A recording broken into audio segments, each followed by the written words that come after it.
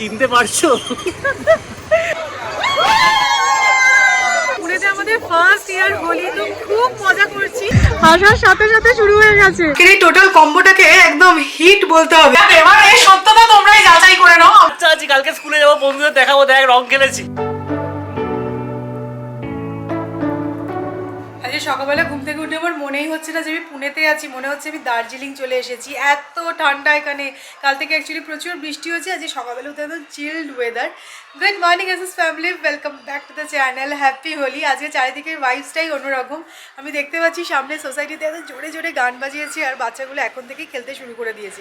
এখন বেজেছে সবেমাত্র 9:15, 10টা সাড়ে 10টা থেকে ঠিক আছে, এখন অবধি রোদ ওঠেনি, জল নিয়ে খেলছে।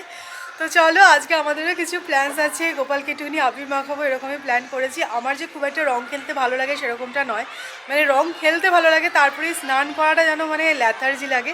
আর আমার শরীরটাও খুব একটা ভালো নেই, মানে ঠান্ডা লেগে আছে, তাই জন্য জানি না নিচে সোসাইটিতে যাবো কিনা খেলতে। সৌরভ তো বলেছে যাবে না, নিচের যেই মহলটা দেখলাম সেটা দেখে আর নিজেকে আটকে রাখা গেল না। আমি একদম ড্রেসড আপ হয়ে গেছি, একদম হোয়াইট টি শার্ট। আর শুধু যে আমি হয়েছি সেরকমটা না, ম্যাডামকে দেখো, ম্যাডাম একদম রেডি। আমি জাস্ট ভিডিওটা শুরু করেছিলাম, এটা বলে যে সৌরভ তো যাবে নিচে, জানি আমি যাবো কিনা। আমি একা যেতাম না, আমি কনফিডেন্ট ছিলাম, ম্যাডামকে নিয়েই যেতাম। চলো আমরা সবকিছু ভুলে এখন যাচ্ছি হচ্ছে গিয়ে রং খেলতে। ঠান্ডা না আছে, ঠিক আছে, কোনো ব্যাপার না সেসব। আসার সাথে সাথে শুরু হয়ে গেছে।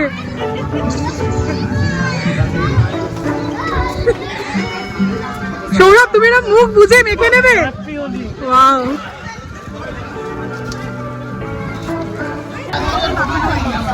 হ্যাপি হোলি। আর তুমি মাখিও না, জায়গা নেই। এই যে নয়া মেম্বার ইনি অ্যাকচুয়ালি নতুন এসেছেন।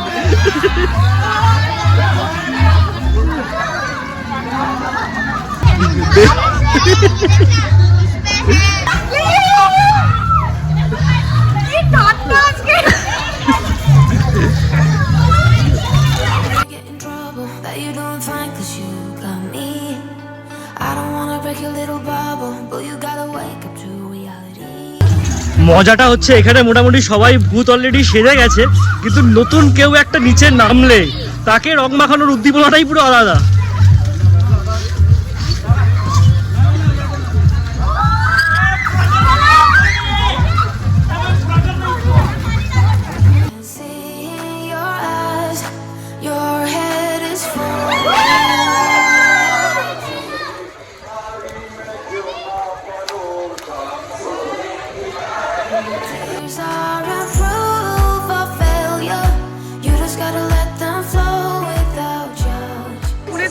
ফার্স্ট ইয়ার হোলি, তো খুব মজা করছি। দেখতেই পাচ্ছি পুরো একদম ভূত অবস্থা হয়ে গেছে। এখানে প্রচুর পরিমাণে জল আর রং, এখানে শুধু কিন্তু আবির নয়, রঙও মাখাচ্ছে। রং মাখিয়ে দিচ্ছে প্রথমে, তারপরে পুরো জল দিয়ে ভেজাচ্ছে, তার মানে ব্যাপারটা কি হচ্ছে বুঝতেই পারছো। যদিও রোদটা খুব একটা নেই, তাহলে মানে আটকে যাবে না।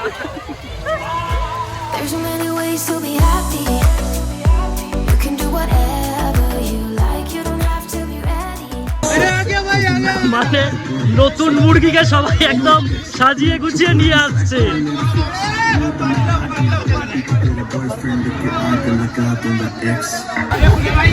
এখানে শুধু কিন্তু আবির নয়, এখানে রঙও মাখানো হচ্ছে। কি ঠান্ডা, আমারও তাই অবস্থা।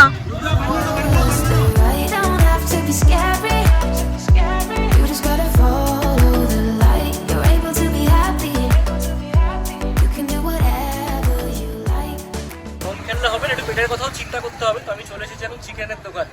কি বলবো, সকালে কিছু হবে না, এখন অনেক বেলা হয়ে গেছে। যাই হোক, আমরা তো থাকুক। হ্যাঁ, বিকেলের দিকে সব বন্ধ থাকবে। আমাদের দুজনের অবস্থাটা শুধু দেখো, চিনতে পারছো? তো আমাদের বাজার করা হয়ে গেছে। আমি আবার দুটো শসা নিলাম, যদি স্যালাড ট্যালাড কাটি। আর পরিকল্পনা মানে চিকেনের সাথে স্যালাড ফ্রি না। একদম ওয়েদারটা বাজে হয়ে গেল, আবার বৃষ্টি নামবে। চলো বাড়ি ফেরা যাক। হ্যাঁ, পুরো ভিজিয়েছে না, পুরো ঠান্ডা লাগছে, পুরো গায়ে শুকাচ্ছে জামাটা। চলো।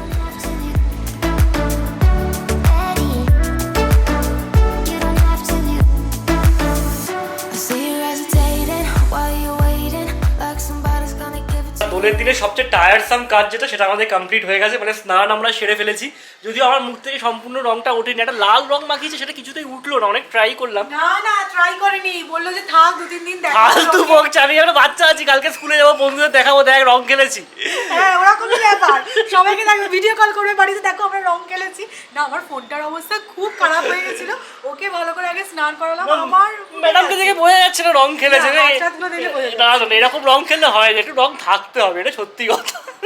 না আমাদের ফার্স্ট টাইম পুনেতে হোলি খুব মজা করলাম আমরা সবার সাথে। আর একটুখানি দেখলাম এখানে একটু অন্যরকম, মানে এখানে সবাই একটু সকাল সকাল হোলি খেলে, মানে 9:30 থেকে শুরু করে দিচ্ছে, এখন 11:30 12:30 বাজে মোটামুটি কমপ্লিট। আমাদের ওখানে কি দুপুরবেলা হচ্ছে কি খেলার মজাটা বাড়ে।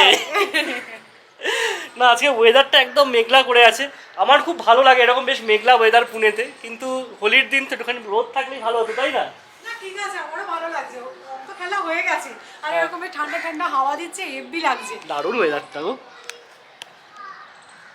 হোলির দিন অবভিয়াসলি মাসি তো আসবে না, কাল থেকে বাসন টাসন সমস্ত কিছু পড়ে আছে, সকাল থেকে রং খেলতে গিয়ে এত ব্যস্ত হয়ে গেলাম, বাড়ির কোনো কাজই করা হয়নি। তো এবার ধীরে সুস্থে করবো। ফার্স্ট আমি যেটা করবো, গোপালকে একটুখানি আবির মাখাবো, তো সৌরভকে পাঠিয়েছি দোকানে, বললাম যে একটুখানি হোলি স্পেশাল মিষ্টি নিয়ে আসো।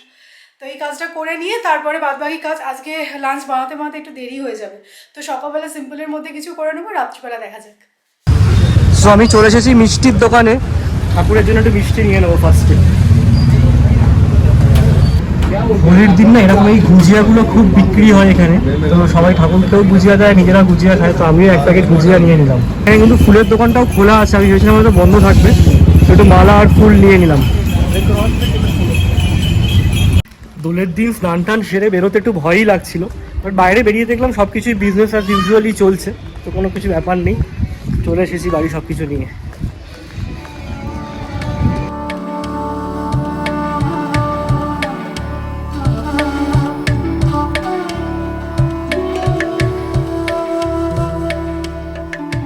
আজকে আমরা যেরকম রং খেলেছি এইরকম কি অবস্থা করেছি দেখো, আমি আর সৌরভ মিলে, কিউট লাগছে দেখতে। তো এখন এরকমভাবে একটুখানি রং মেখে বসে থাক, এখন একটুখানি ভালো হোলি স্পেশাল মিষ্টি সার্ভ করা যাক।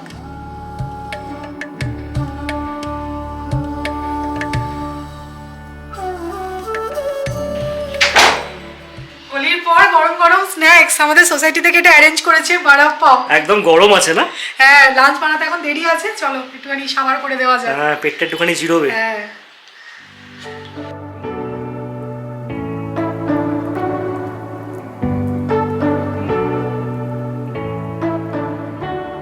বারাপ্পাওটা পেটে পড়ার পর একদম দম দিয়ে কাজে লেগে পড়েছিলাম। তবে আজকে আর ঘরটার মুছলাম না, শুধুমাত্র ঝাড় দিয়ে নিয়েছি, বাসন মাজা হয়ে গেছে, রান্নাও হয়ে গেছে। কী কী বানিয়েছি তোমাদেরকে দেখাচ্ছি, বিশাল আয়োজন করে ফেলেছি। তার আগে একটা জিনিস দেখাই, এই দেখো আমি না কয়েকদিন আগে লন্ড্রি বাস্কেটটা অর্ডার করেছিলাম অ্যামাজন থেকে, তো ওটা চলে এসেছে, কোয়ালিটিটা কিন্তু খুব ভালো। যদিও লন্ড্রি বাস্কেট বলছি, কিন্তু আমি জামা কাপড় কেচে এর মধ্যে রাখবো, আয়রনের জন্য না জামা কাপড়গুলো এদিক ওদিক হয়ে যায়, তো একটা জায়গায় থাকলে কি হবে, মনেও থাকবে আর আয়রন ওনাকে দিতেও আর কি সুবিধা হবে। তো তোমাদেরকে দেখাই কী কী আজকে রান্না আমি করেছি। কালকে আলু আর ঢ্যাঁড়সের তরকারি বানিয়েছিলাম, সেটা কিছুটা ছিল, ওটা নিয়ে নিয়েছি, ডিম ভেজে নিয়েছি। আর আমি একসাথে ডাল একটা বানাই না প্রেশার কুকারে, তো যে ডালটাও বানানো হয়ে গেছে, ডালটা একদম পাতলা হয়ে গেছে, ঠিক আছে ম্যানেজ করে নেবো। রাত্রিবেলা কিছু একটু ভালো বানাতেই হবে, দোল বলে কথা, সবাই তো আজকে মাটন খাবে। অ্যাকচুয়ালি আমরা তখন এমন রং মেখে ভূত হয়ে গেলাম না, একটু যে দূরে যাবো, মাটনের দোকানটা একটুখানি দূরে, তাই আর যেতে পারলাম না। ঠিক আছে পরে একদিন হবে। তো এই দিয়ে আজকে আমরা লাঞ্চটা সেরে ফেলি। সো দেখো এই লন্ড্রি বাস্কেটটার দাম নিয়েছি 799, আমি লিঙ্কটা দিয়ে দেবো, আমার তো বেশ ভালো লেগেছে।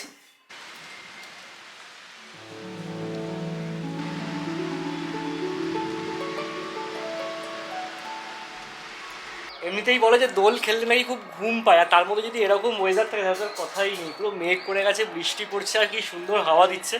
আমাদের লাঞ্চ জাস্ট কমপ্লিট হলো, না আর কোনো কথা বলবো না, এবার গিয়ে একটু দু চোখের পাতাটাকে এক করতেই হবে।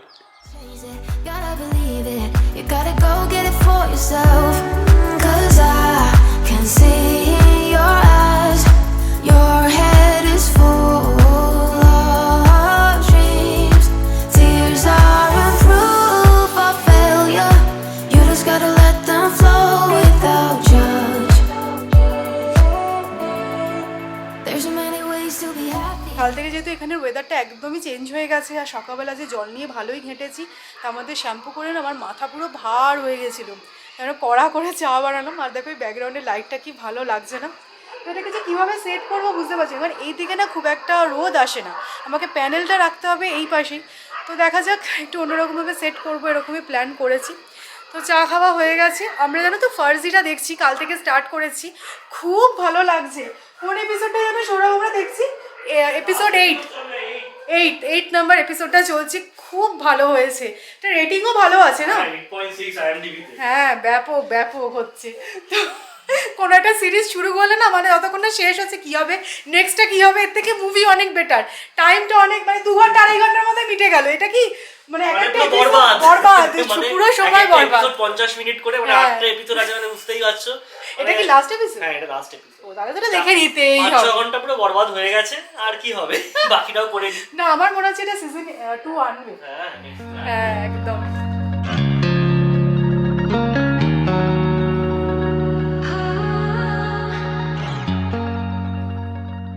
চেঞ্জ করে আগে পুজোটা দিয়ে নিলাম। আমার মনটা এতটাই খারাপ হয়ে গেছে, মানে এতটাই দুঃখ পেয়েছি, তাকে এখন অবধি বিদায় করতে পারিনি। কালকে গুড়টা খেতে গিয়ে দেখলাম যে এটা একটুখানি টক হয়ে গেছে, একটুখানি ঝাঁঝ ঝাঁঝ মতন লাগছে। কত কষ্ট করে আনলাম বলো কলকাতা থেকে।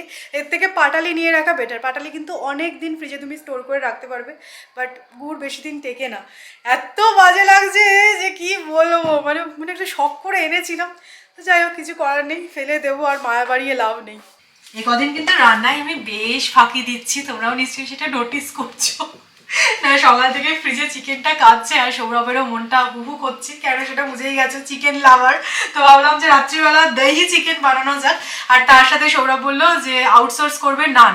তো প্রথমে ভেবেছিলাম জিরা রাইস বানাবো, কিন্তু ঠান্ডা ঠান্ডা বলে জিরা রাইসটা ভালো লাগছে না। পুরো বানিয়ে বানিয়ে বললো, বুঝলে তো, আমার মনটা একদমই হুহু করছিল না। আজকে হোলির দিনে সৌমি ভালো মন্দ কিছু খেতে ইচ্ছা করেছে, সেই কারণে বানাচ্ছি। চলে গেছিল চিকেন আনতে, ভেবেছিলাম অর্ডার। আমি একা যাইনি, কিন্তু আমার সাথে গেছিল, আমাকে ফোর্স করে নিয়ে গেছিল, বুঝলেন তো। এবার এই সত্যতা তোমরাই যাচাই করে নাও, আমরা কিছু বলবো না, আমি কিছু বলবো না। কে সত্যি বলছে আর কে মিথ্যে বলছে, আশা করছি তোমরা বুঝে গেছে। তো চলো, দহি চিকেন আর এখানে সমস্ত কিছু জোগাড় হয়ে গেছে।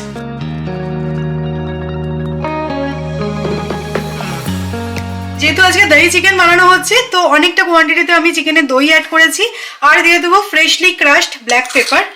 সো এই দুটো ইনগ্রেডিয়েন্টস দিয়ে ম্যারিনেট করে কিছুক্ষণের জন্য রেখে দেবো।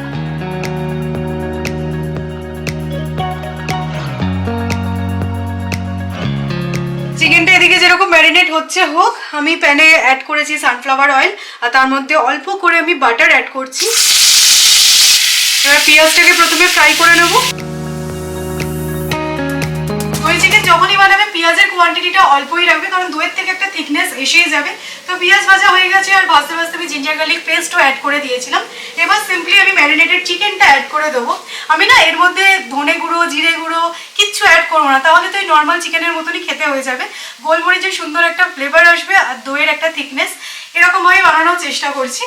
তো এটা আমি অ্যাড করে দিচ্ছি। আর যখনই আমি কড়াইটাতে রান্না করি, ম্যাক্সিমাম তোমরাই সবাই জিজ্ঞাসা করো যে কোথা থেকে আমি নিয়েছি কড়াইটা।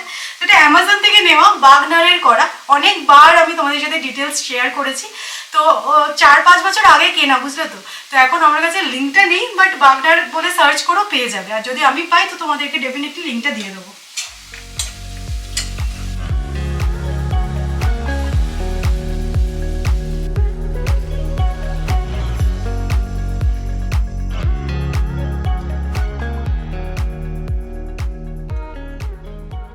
চিকেনের কালারটা দেখো চেঞ্জ হয়ে গেছে। এবার আমি জুলিয়ান্সে কাট করে রাখা আদা অ্যাড করছি, আর দিয়ে দেবো স্বাদ মতো নুন।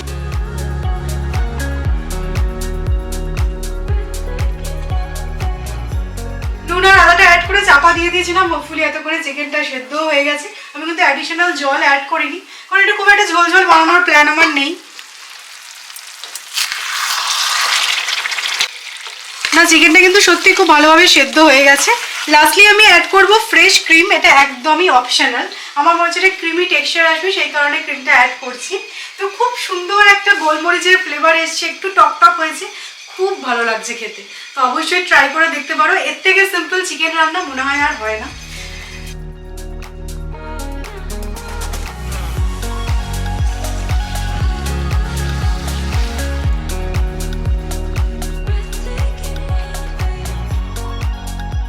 নান এসে গেল।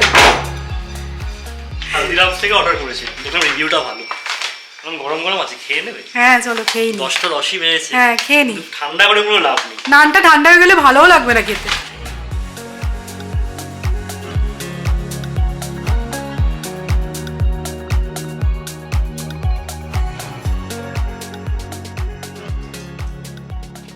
এই টোটাল কম্বোটাকে একদম হিট বলতে হবে। সৌরভের এই নানের আইডিয়াটা খুব ভালো ছিল। তো চলো একদম গরম গরম সার্ভ করছি। এটা দেখতে তো ইয়ামি হয়েছে।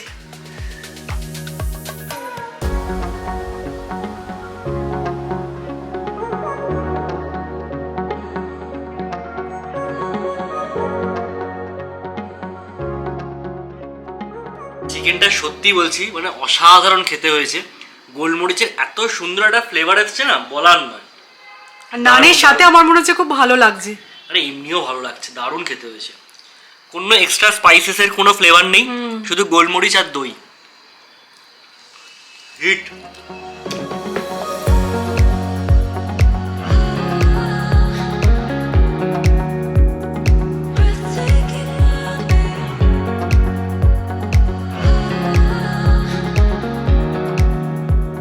চিকেনটা তো দারুণ ছিল, সে ব্যাপারে কোনো সন্দেহ নেই। আর আমরা বসে বসে এখন ফার্জির লাস্ট এপিসোডটা কমপ্লিট করলাম।